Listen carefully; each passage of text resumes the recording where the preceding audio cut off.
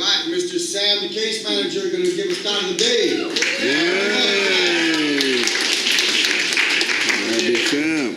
Good morning. Morning. Good morning, Sam. So today I'm going to talk about something that has been on my mind since really I got here, and it's about being present. So for those of you who don't know, I'm one of the new Jesuit volunteers here, and I'll be working as an assistant case manager for the next year or so.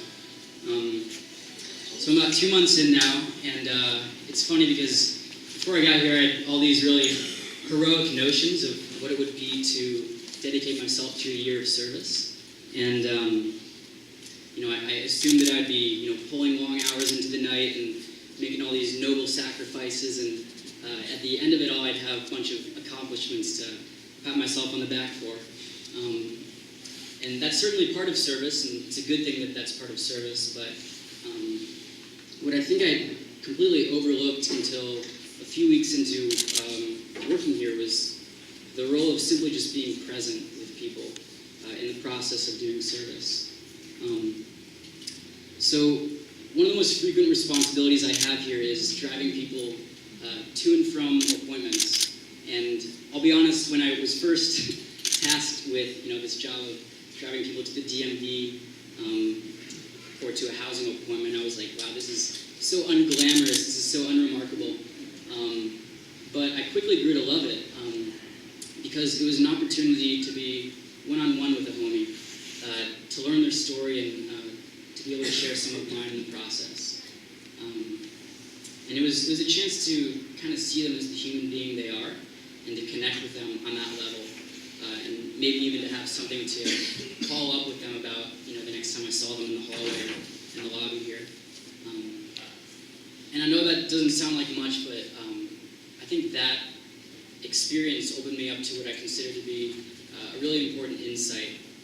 And that is that a loving relationship between two people, a relationship of kinship, which I think this true presence enables, lies at the heart of doing service.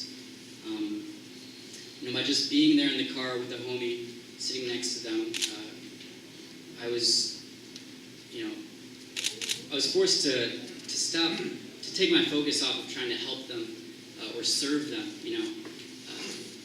according to my preconceived notions of that. And I was able to undergo a transformation of my own, where I realized that I was the one that was being helped.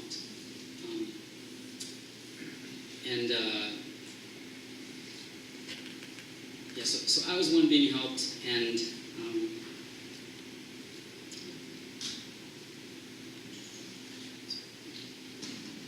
so I'd been in the car for such a long time with these homies that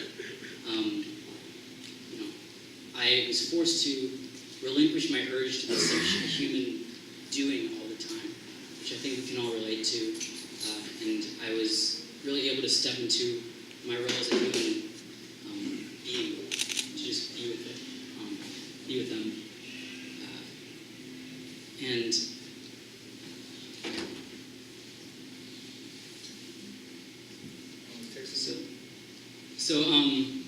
I think in my short time here at Homeboy, I found this to be the true measure of service. Not how many people I'm able to house or clothe or really help in any material sense, but how many people I'm able to see as a walking miracle, as Eddie put it a few weeks back so eloquently. Or as another homie put it to me, which I loved, is it's how willing we are to be amazed by each other. And that's much easier said than done, of course, because sometimes we're tired, distracted, apathetic, hollow. But something that I've always found to be the case is that whatever it is we're looking for, we're bound to find it. If we're looking for the worst in someone, we'll find that. If we're looking to be distracted or to have something to complain about, it's always going to be right there. So lately, I've been trying to look for the amazing in everybody around me, because I think that that's the most authentic form of service that I can offer right here and right now. And funny thing is, the more I find it in you guys, the easier it is to look for the next time. And that's thanks to all of you. So I want to thank you so much for being amazing, for welcoming me with open arms these first couple months. And I would urge you guys to try to look for the amazing in one another.